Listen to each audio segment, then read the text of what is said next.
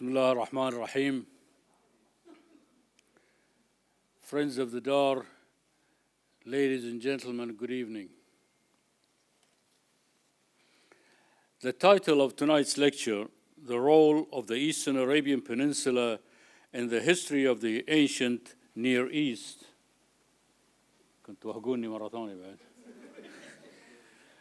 Concerns a neglected area of scholarly inquiry that has only recently been more thoroughly investigated.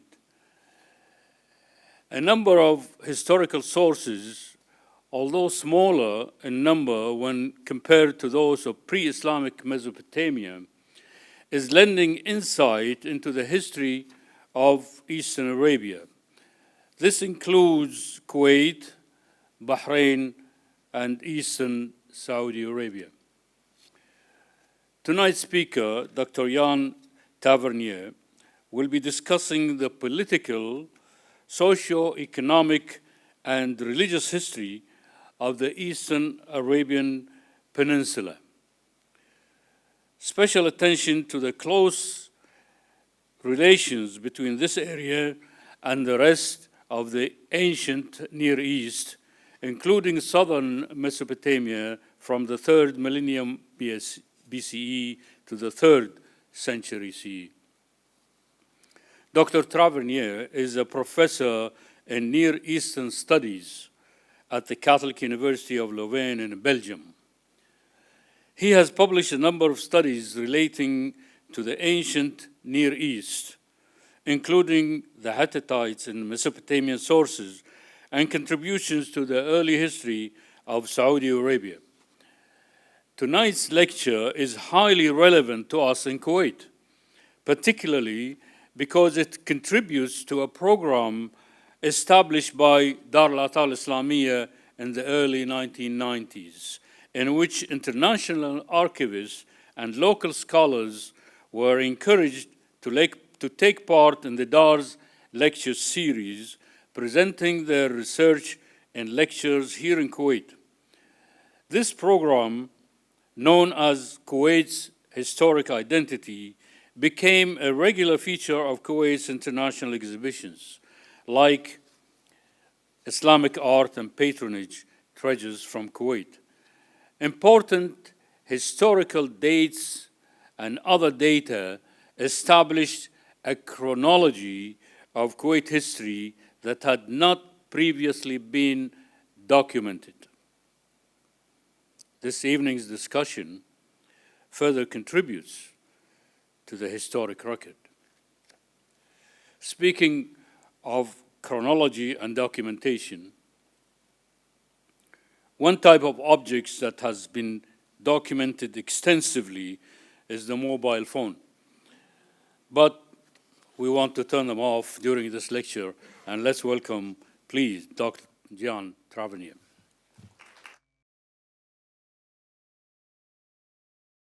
So, thank you very much for this kind introduction.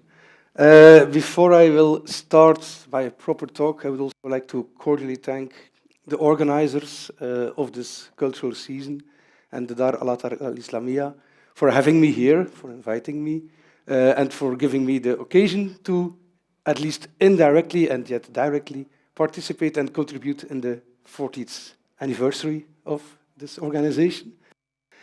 And secondly, I would also like, I read the booklet with the program of the cultural season, and I would like, in any case, to express my deepest appreciation for this initiative because it's a nice mix of academic, non-academic. You have the music things, children programs. So again, a very wonderful initiative, I would say. So I would like to say that before I can start my proper talk, I will also from time to time have to look at my screen because it's a paper that is quite connected with the screen, and I will be talking about connections the whole time, so it's not that bad, I guess. As already mentioned, this topic that I will address is a topic that has received less attention in ancient Near Eastern scholarship, which, as you might know, is dominated by two civilizations, Egypt and Mesopotamia. And next to that, attention has also been given to, oops, sorry, I have to get used to the buttons, to Anatolia and then to Iran with Elam and Achaemenids. But the region that is mostly left out is, again, the Arabian Peninsula, and it's only the last decades that this has changed. And I'm glad to be part of that change because it is a very fascinating region, and that is also what I want to address in my talk. That merits or that has its importance within the general picture of ancient Near Eastern history. Going back to the title, what I would like to take you, also as already mentioned, I will stay in the region, so I will not take you far away in the territorial way of speaking. I will take you far away in the chronological way of speaking. As you can see, from 6000 until 331 BCE. I have to admit that in my first abstract I said 3rd century CE, but in 50 minutes I only got to the 4th century BCE. It may be the topic of a next talk, one never knows. Of course, as you also know, the Arabian Peninsula is a vast stretch of territory, as you see clearly here. So I have to limit myself geographically, and I would like to limit myself to the eastern part, and more particularly to the northeastern part, which is what in antiquity was called Tilmun, or in Akkadian Dilmun in Sumerian. You see the other names in other languages attested here. The region, of course, of Oman and the Emirates is called Makkan, but again, also an important region. But I decided to stay in the region and talk about Tilmun and present to you as I said, the importance of Tilmun in the general ancient Near Eastern history.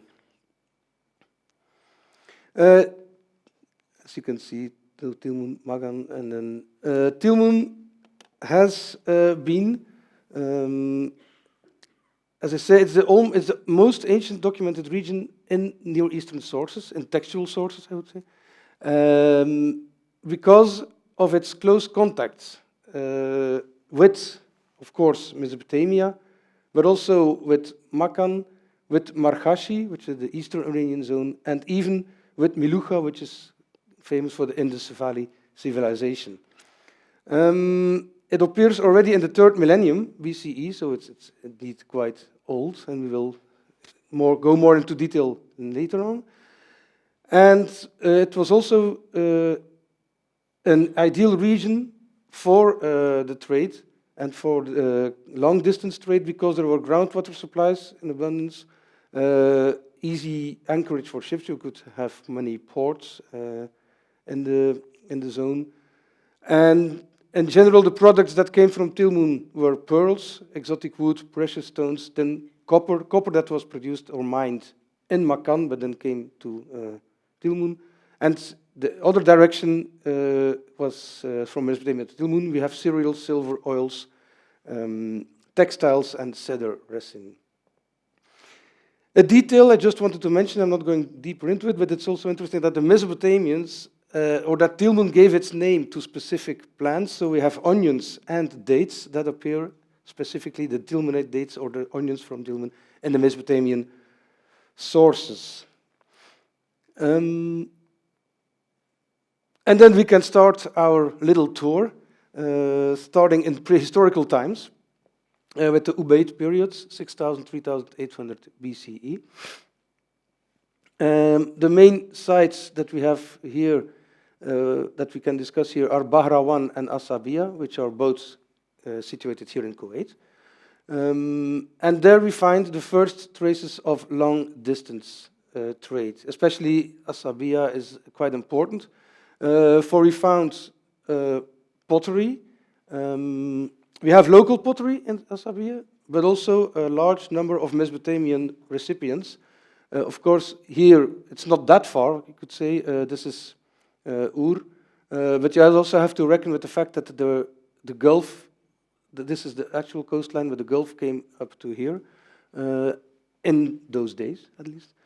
And of course, we have to also be mention that there are other sites in Saudi Arabia and in Bahrain that also yielded this Ubaid pottery, which of course indicates already contacts between the regions. I'll take the occasion also immediately here that for me, there's also a discussion, what is Tilmun, what is the extent of Tilmun?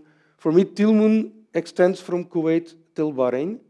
There are scholars who more think that this is more the nuclear zone of Tilmun, but for me it's like the whole stretch. We will see, however, that Tilmun is not a territorial state on zich. It's fluid. We will also see that within the rest of the talk. So pottery, and also even in Makan. And then we have even clay boat models and a painted design of a boat on a shirt from Asabia. And the bitumen fragments, many of them that are used to make boats watertight. So this all illustrates already in an early stage the importance of the sea, of seafaring, of producing boats, and it's not far from taking a boat and doing trade, of course. Also a pearl from around 5000 BCE, just to mention the ancientness of the pearl trade. It's not the oldest even in the world. This one comes from Makan, but still 5000 BCE. And also interesting to see that Bahra has yielded, and that you can see here, a proto-tablet, where you see a numerical system which is identical to the ones found from the same period in Mesopotamia. I'm now talking about the end of the Ubaid period. But this points to the introduction of Mesopotamian accounting practices also in this region. So for the Ubaid period, I can quickly give some illustrations on it. So you see here the boat model, architectural remains of Sabia, then this painted boat on the shirt, and these bitumen fragments. You can also see traces of reed. Of course, the reed has gone. But, so again, the attention for the sea and the marine thing. And then I can be very short. The Uruk period. So the chronology, the names I use are based on Mesopotamian chronology. You can also discuss that. It will be the last slide where I present another chronology. But the Uruk period, 3100, 3100 BCE, we have nearly nothing. So this is so even Kuwait, Bahrain, or the eastern province of Saudi Arabia, excavations hardly yielded anything. Scholars call it the dark millennium. For reasons, so I jump immediately to the Jemdet Nasr period, which is the period from 3100 to 2900, where again we see the same exchange between Mesopotamia and Tilmun. I have to admit, I always now call it Tilmun, but in that period there was, of course, not yet the name Tilmun because it was not introduced yet. I didn't have written sources yet. And now we see that next to Asabia, where one Mesopotamian vessel or jar was found, the Tarut Island in Saudi Arabia also comes into the picture. So the Mesopotamians started also now to integrate Tarut in their commercial network, as can be seen from the various Mesopotamian recipients that have been found there. And also in Saudi Arabia, in the Abqaiq cemetery, we see that the first tumuli appear. This will be a tradition that continues in the later centuries, and that we could define as the first traces of the later Tilmun culture. This one. And this is then the design of the one vase that was found in Asabia.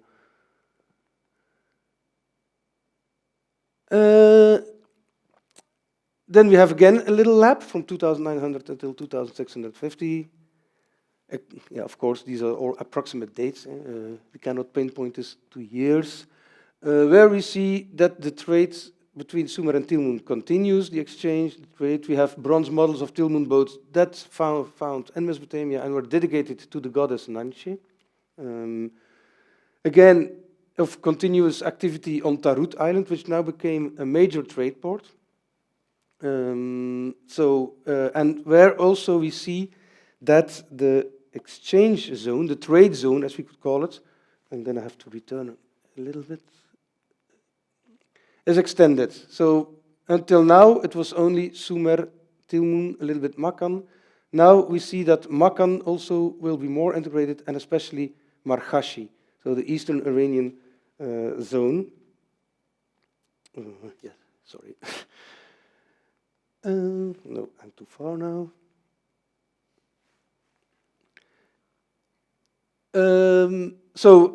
Because we have found hundreds of these Iranian objects made of chloride, typically Eastern Iranian and Tarut.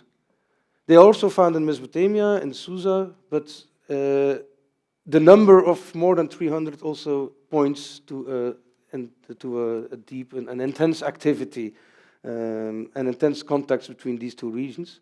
And there is also even a small figurine made of lapis lazuli that has been found, which I will show in a minute.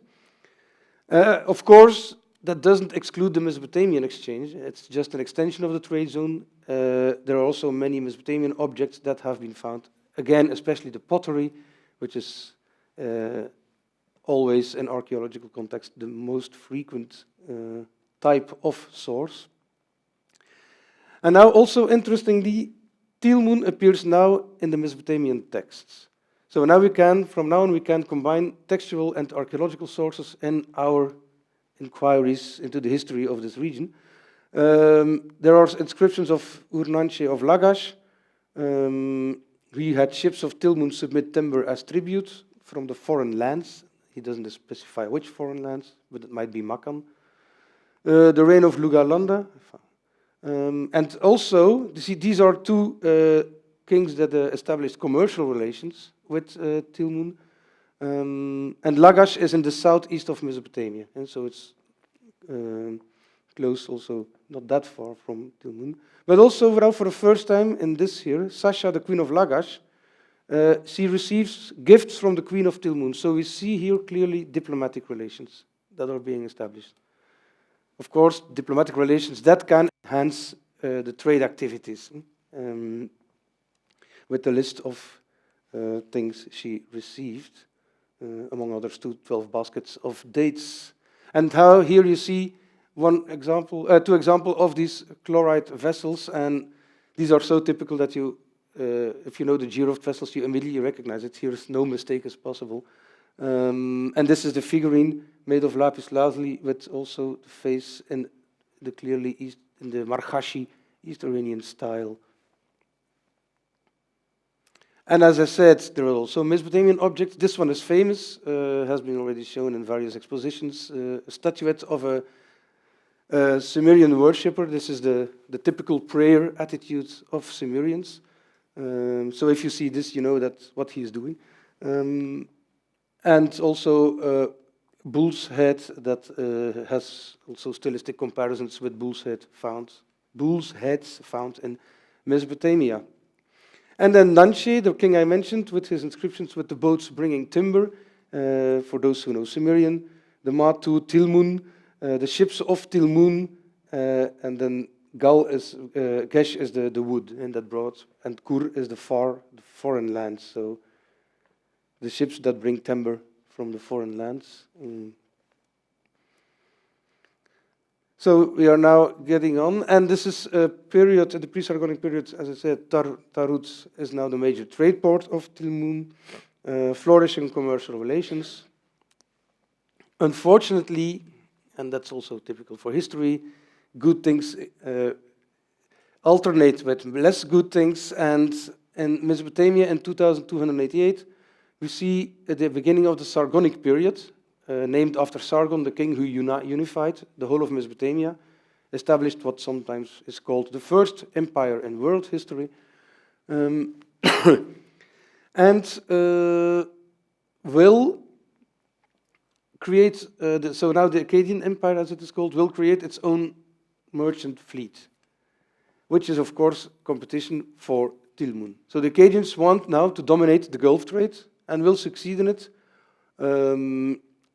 Sargon here in the description says moored the ships of Melucha, Makan, and Tilmun at the quay of his capital, Agade. And gradually we see that the Tilmunite share or importance in the trade diminishes, is being pushed away by the Akkadians.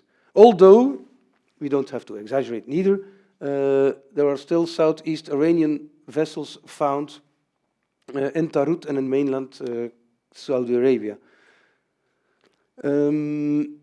But it's not longer a major independent player.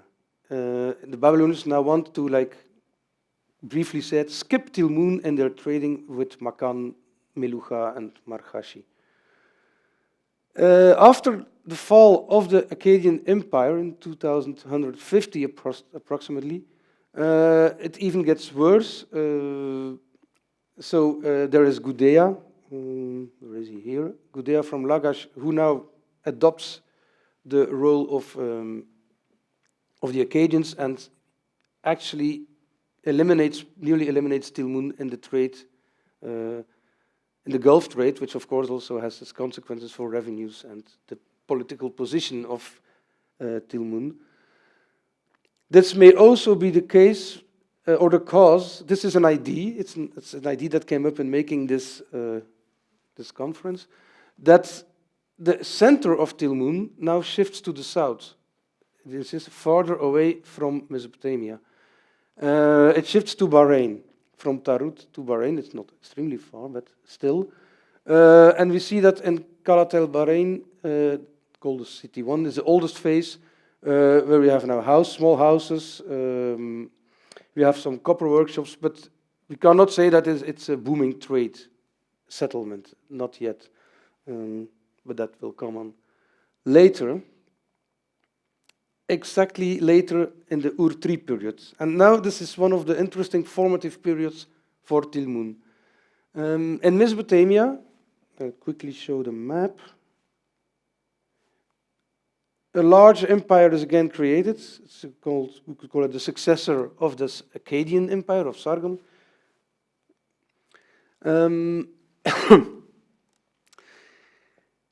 But for Tilmun, this will mean we have to cut it in two. So the Ur-3 period in Mesopotamia lasts from about 2110 until 2004 BCE. Regard to Tilmun, it will be allowed 2050 will be the division. So here we see a chronological difference between Tilmun and Mesopotamia. And even within the historical region of Tilmun, saying Kuwait, Eastern Province, and Bahrain, there are differences. So I can be very short for 2100 until 2050 about 2050. There the region again is like in the previous period, weak position in the trade system, in the Gulf trade system, but that will change in 2050. Have to be correct. Because, and this happens, is also something that is typical in at least, certainly in Near Eastern, in the ancient Near Eastern history. Empires, large, centralized, powerful empires, unwillingly stimulate the creation of states at their frontiers that want to have a counterbalance. It happened with the Achaemenids, where the Maurya Empire in India was created as a sort counterbalance, and this is the same here. We think, or I think at least, that Tilmun has become a centralized state for the first time in its history because of the pressure of the Ur-3 Empire. Whatever it may be, I think that, whatever it may be, we see now that around 2050, we see a state with capital Qalat al-Bahrain. And we see that this state regains its position, its earlier position in the Gulf trade. So it regains an independent player role in this whole trade system. We have the site now, of Qalat al-Bahrain has a fortification wall. There's a palace built. There's not much left of it because it was there was built upon it by later generations. Pottery imports. Interesting are the Gulf-style seals. These are stamp seals, so just round things. I will show some examples. And they are quite close to Melucha.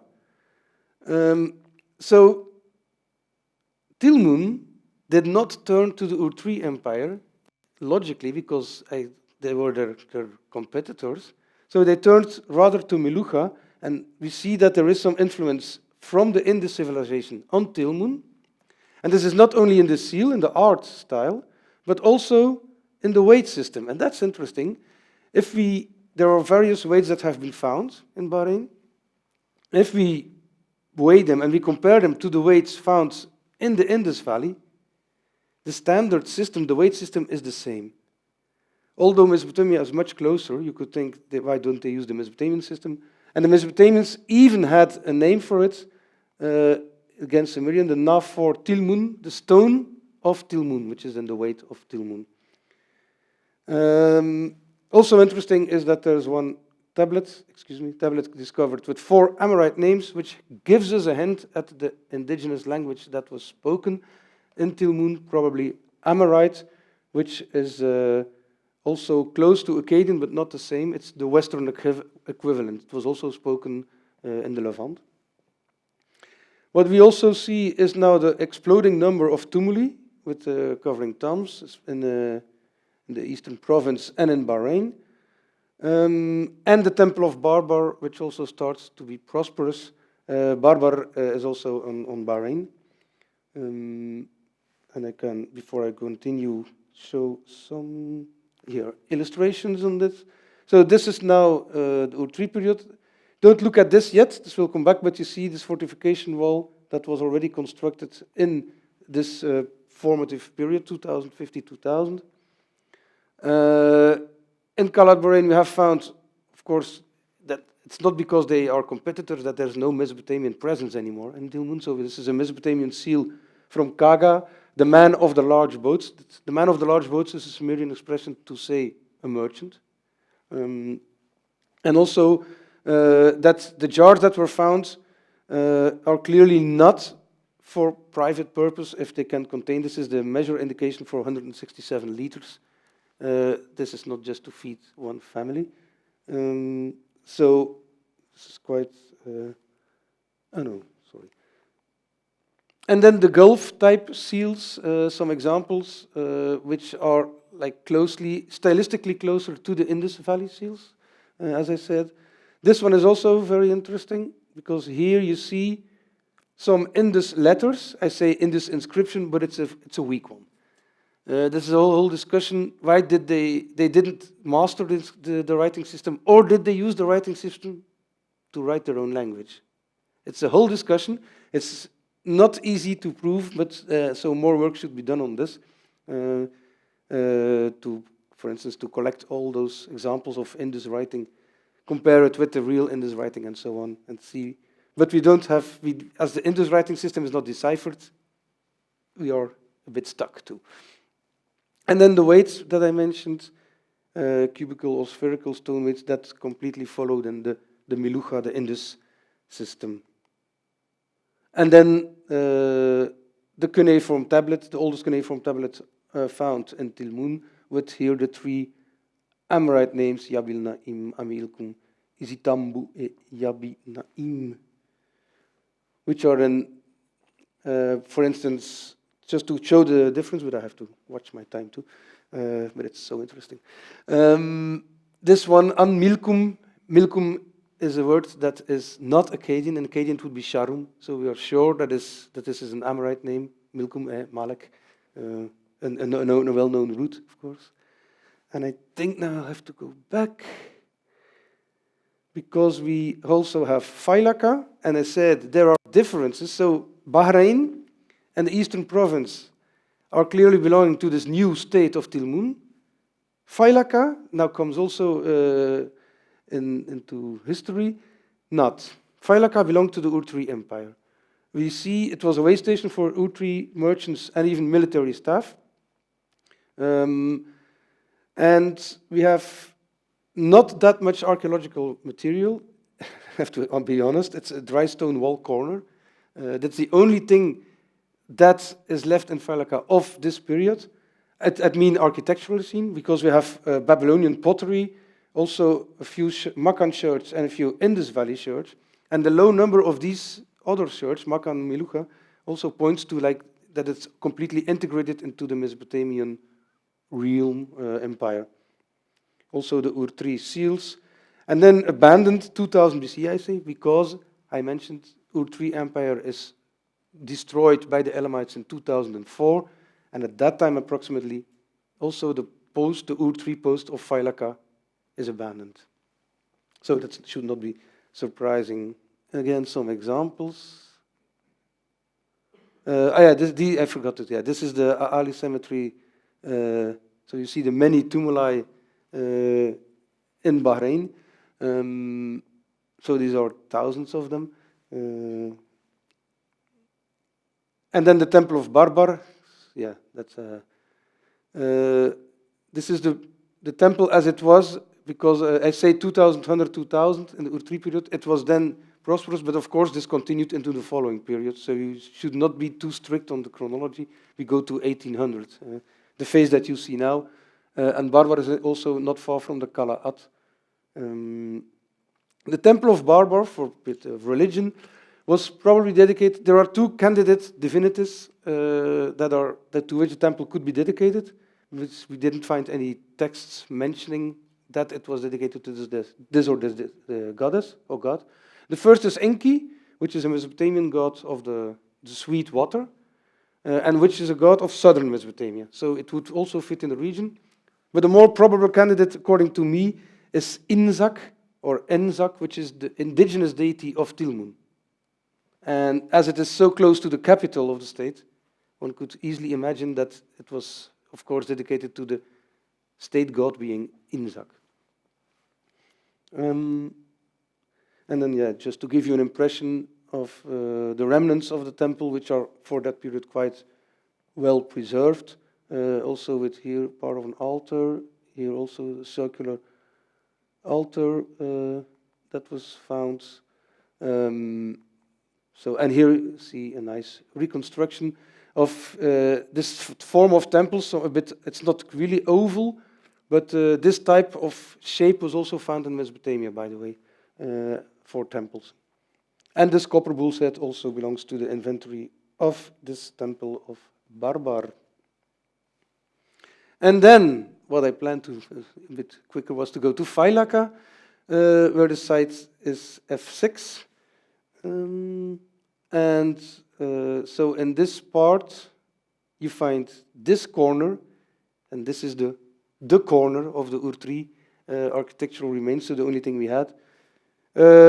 What was found also near this spot was this ladle made of shell, and this is a shell that origins from the Indus Valley. So there still were contacts, of course. But again, I repeat, it was dominated by this Mesopotamian Ur-3 empire.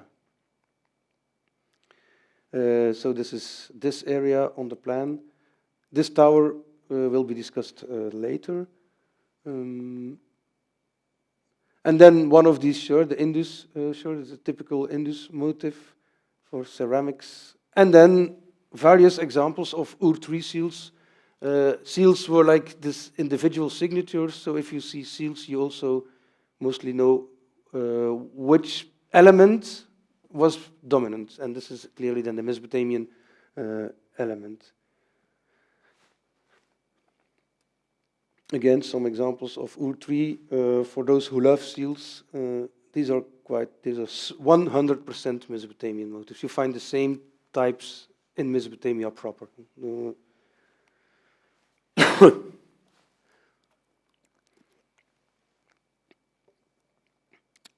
And then we arrive in the Old Babylonian period. Again, this is a Mesopotamian term because for Tilmun, again, this period has to be cut into several sub-periods. Let's start with around 2000 till 1750. At that time, in that period, in Mesopotamia, we have political chaos is a big word, but these are all city-states. There is no centralized empire anymore, so there is not that much pressure from external powerful neighbors. And Tilmun will become a very prosperous, independent state. So the state continues, but it will dominate the trade now. It will even dominate the Gulf trade. So intensive diplomatic and commercial relations between Tilmun and southern Mesopotamia, they continue, of course. We have the gifts of Tilmun, which points to diplomatic relations. So mentioned in the southern Mesopotamian texts, especially from Isin. I already mentioned the man of the large or the big boats. This expression continues to be used by Mesopotamians, pointing then to the commercial, the people active in the trade. And there are also 50 texts from Ur, which is in the southwest of Mesopotamia, that mention the Alik Tilmun, the one going to Tilmun, which also clearly points to trade activities between, in this case, the city of Ur and the state of Tilmun. Again, the products we already mentioned. Interesting, one of these texts is a letter from a Tilmunite merchant, Eanatsir, who now has an Akkadian name, but he is complaining about the treatment by his business partner. So it's daily life, one could say. And at the end he says, "Who among the merchants in Tilmun has acted against me in this way?" So we don't know how the quarrel ended, because it's the only document in this situation we dispose of. What is important is that in the Mesopotamian texts of that time, we don't see Melucha, Markashi, and Makan. So the traditional trade partners, regions, they disappear. So this also makes clear that Tilmun is now the dominant factor. So Mesopotamia did not get to Makan without passing Tilmun. No. This is also reflected, this prosperous phase, in especially the city of Kalat at al-Bahrain, the capital, called City 2, those 2,1750. And now this image is better, is at a better place. So the fortification wall is, again, more fortified, is renewed, renovated. We have the gates. So a city gate to the harbor is built. And here, this is the streets and some buildings. Here you have a detailed plan. This street is 12 meters wide. And these are large storage rooms, so probably also used in the trade activities. So if you can build this monumental architecture, you have a state that is capable of doing this. So that is clear. So now I'm going on, yes. And then, of course, the Temple of Barbara, which I already showed, is now reaching its largest extent. And we have seals, and the Gulf type seal is now replaced by the Tilmun type seal, which first is attested from the Indus Valley to Iraq. So it's a very large area where these Tilmun seals are attested, which also points to the important position of Tilmun. And here, different with the Gulf type is the more human figures. And this reminds us, also the other stylistic aspects, of seals that were found in Amorite Syria. So I already mentioned the tablet with the Amorite names.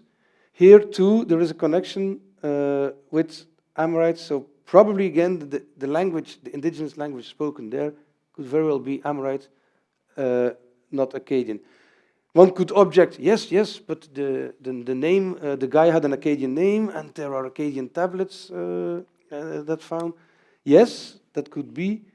But when the Amorites invaded Babylonia, they did the same. They simply adopted to the Akkadian culture, started writing in Akkadian. That's the reason why we don't have Amorite texts.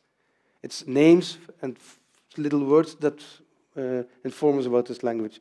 So it should not be surprising that we don't find like the whole Amorite linguistic community in Tilmun. And we have textual source, I already said it, some Akkadian tablets. Well, not really tablets, but seal inscriptions. Two kings are mentioned, Rimum and Yagli El, again Amorite names, but in an Akkadian setting. In Failaka, as I said, 2000, the Ur-3 post is abandoned and is replaced by a Tilmanate. So Failaka now becomes part of Tilmun, of the Tilmanite state. We have found lots of Tilmun seals, the Tilmun style seals, excuse me. And we have the temple tower also in Tel F6, which I will show you in a minute, and the palace. So also Failaka becomes an important center within the Tilmanite state, next to Qala'at al-Bahrain. And also there are also traces here in Al-Khidr in the north, and also F6 and F3, or in the south, with some, of course, these seals. There are also seals of Babylonia. It's not because you are like dominant that you don't have, that all Mesopotamian presence is lost. There is still Mesopotamian presence, and even beyond the other side of the Gulf, in Bushehr, we have found a large jar with typical Tilmanite motifs. So probably also the Tilmanites had a commercial post on the other side of the Gulf. Again, some illustrations. This is a fortification wall of Qala'at al-Bahrain, so the very flourishing capital. Here we see some royal tombs. I did mention, on the same cemetery, the Ali on Bahrain. We now see pop up various large tombs, which are really much larger than the tombs that were until that day present there. You see here some examples with also decorative elements, and people, the archaeologists, I follow them, believe that these are the royal tombs of the kings of Tilmun, so that we have a kind of a royal cemetery here. I talked about the Tilmun seals. Now we see humans popping up, which was not present in the preceding period. Also interesting, didn't mention yet, is the palm tree, which becomes more and more prominent here too in the repertoire, the artistic repertoire of Tilmun. We see the same actually happen also in Elam on the Iranian side of the Gulf. I have some more examples again of these Tilmun style seals. You see also that these are stamp seals, and again the circular ones. If you remind the Ur-3 seals that I showed, these are cylinder seals, so with rectangular impressions. So you can also clearly say this is not Mesopotamian. That's the advantage of sometimes it's easy, not always, but in this case it's quite clear that these seals are indigenous seals from the region here. Then these inscriptions, so the E2, the house, the palace of Yagliel, so in Sumero-Akkadian script and language, and that's I explained that it's so it doesn't have to be an Amorite script or an Amorite language, but Yagliel and Rimum are clearly Amorite names, and even saying the servant of Inzak of Akarum. So Inzak again here, the indigenous deity, and which is interesting is, again for the religious aspects, Shah Akarum in the Akkadian, Inzak of Akarum. So the Akarum version of Inzak, which points that Inzak may very well be original of Akarum, and we know that Akarum is the ancient name of Failaka. So this is also quite interesting to see. It will also be interesting, this is not a scope for today, but to have a religious study actually of the religious history of the whole region. That would be fantastic. Other stuff, anchors, of course, the sea remains important, clay figurines that have been found.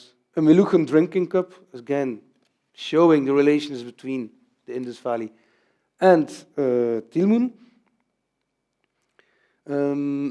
I didn't mention the pottery yet, but we have two traditions that are found in Qala'at al-Bahrain. This is the Oriental style, which is more reminiscent of the East Iranian style, or Indo-Iranian style, so not just East. And then this is the indigenous style. You see these horizontal bands. This is typical for Tilmun, or what they call the Barbar style. Important to remember because it will come back in a few slides. And then here, the palace and the temple tower of Failaka. Now we moved again to Failaka. I'm always like jumping up and off. Of which you can see here some foundation, and so this what you see here is this, the plan. But you can clearly see how the plan is formed. This is also something, we have temple towers in Mesopotamia, but this one is nevertheless more specific and not a copy of Mesopotamian style. So we are clearly speaking about an own state with its own culture and its own economy, not dependent on anything. Again, some pictures of this temple tower that has been excavated by a French delegation in the 80s. And then some seal inscriptions on stamps. I pointed them here. Igalgula Inzak Panipa. Again, Inzak Shah Akarum, the Inzak, the god of Akarum. And Panipa, the goddess Panipa, is the spouse, is the wife of this god Inzak. And then we hear a Mesopotamian seal, and there Enki is mentioned with his wife. So again, stamp seals mention the indigenous deity. Mesopotamian seals stick to their own gods and goddesses. Some other Tilman stamp seals, the snake, also an important aspect in Tilmanite history and southern Mesopotamian history as well. From a religious point of view, they were linked to fertility as they lived in and on the soil where the plants also had to grow. So some other examples of this Tilmun style from Failaka. So I said there are many, many examples that have been found. Here also it's the boats present, so different motifs. I won't go too much in detail on this, there are various motifs. So. And then Al-Khidri also now has yielded some traces. So this site, this is an Islamic cemetery. So here, but there are also part of the site is so below this cemetery, as you can see here. But it's this site that has been excavated with also some more interesting architectural remains of this old Babylonian, so 2000 until 1800 BC period, with some pitois, some storage jars still in situ. So now it's Failaka is also the habitat is extending from the south to the north. So that too is interesting. And some, again, those seals, Tilmun style seals, but now from Al-Khidri.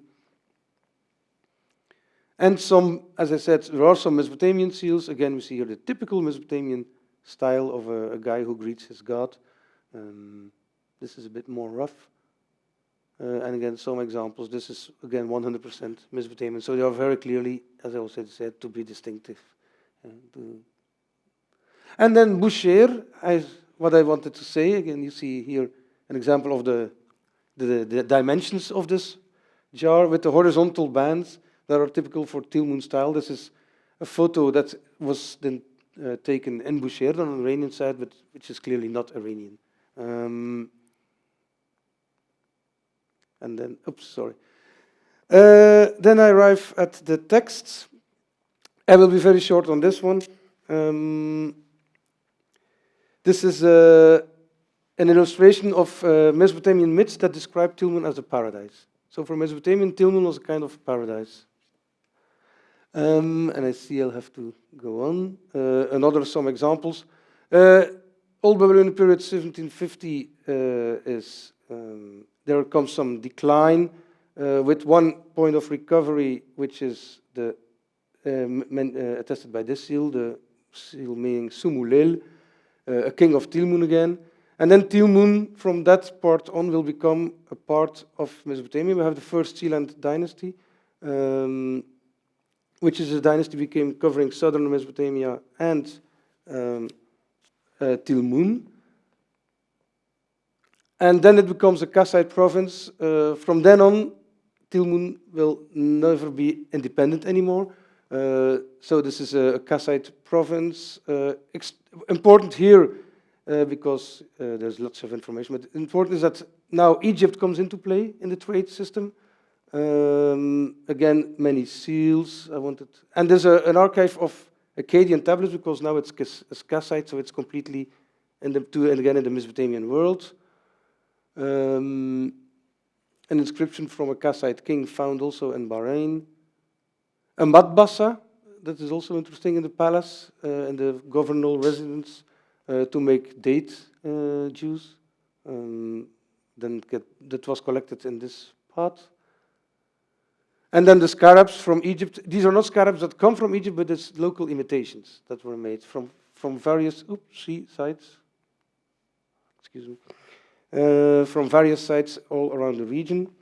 So you see, this is not really Egyptian, but they have some stylistic features from there, from all of the region. And then again, I showed also many seals that were found in Bahrain, all in the Mesopotamian style. And then, this is a slide that I could have skipped, but this sentence is important, the domestication of the dromedary, that now opens the land for the trade. And then again, we come into a dark age from about 1200 to 747, and from then on, the Dilmun will be in the shadow of the empires, Neo-Assyrian vassals, vassal states, where is it here? 4 Neo-Assyrian kings mentioning the tribute of Dilmun, kings with Elamite names that maybe then connected to the Elamite sphere. And then the palace that continues, again a new palace is created, and it continues into the Neo-Babylonian period with some stelas. I will show some illustrations later on. This is a plan of the palace. Which is important is the metallurgy and the temple again. This is a sanctuary within the palace, but also the lavatories are interesting. This is the wall. And this is then the temple with the 2 pillars, as you can see. And why do we think it's a temple? Because of the skull stand, a typical object recognizable, which is normally found in temples, devoted figurines, and again, seals, I know. And then we come into the Achaemenid periods. Again, it is part of the Achaemenid period. We do not know which satrapy, but the residential complex is still there with the sanctuary. Maybe it was the residence of a wealthy merchant family, but I don't believe it, because normally sanctuaries belong more to the state religion, and so I'd rather think of a governor palace. That's also the plan resembles the residence in Babylonia and Iran. In Bahrain and Failaka, we have a temple at Tel Ghazne, mentioned to Shamash. Interesting inscription, Aramaic inscription, Bil Akar, which is not the Ekara, a temple, but it's probably simply the Lord of Akar, the Lord of Failaka. So an epithet for this god. And then one of the last things that I would like to dwell on a little bit before resuming are these snake sacrifices. This is typical, this is unique. You have these holes in the ground, they put these pots in it, put a lid on it, but if you open the lid, you see a snake. There are also traces, textile traces, which probably indicates that these snakes were put in a bag and put alive as sacrifice in this bowl. These snakes have been also identified as the rat snake and the sea snake. And as I said already, snake was very important and associated with fertility. And then also the tombs, lastly, remind, there are 3 types, jar tombs, pit tombs, and sarcophagus tombs. Here you see another model, which is reminiscent again, pointing to the intense contacts with Elam, where we also have found the same type of sarcophagi in tombs, which is of course very interesting. This is a silver hoard, just for information, with 2 objects here, a lousy Egyptian inscription, also not readable. It's like someone who wanted to write some hieroglyphics, and it's also detail. And then I come to my summary. Clearly, as already mentioned in the introduction, the source material is not that extensive as from Mesopotamia. But the fil rouge of the whole talk is trade. So trade has been present here already, not just in the historical period, already from the Ubaid period, 6000 BCE, we found traces of trade, which will continue even, we can be quite sure that the trade continued in the periods where we have not documentation, like the Uruk period or the other Dark Ages.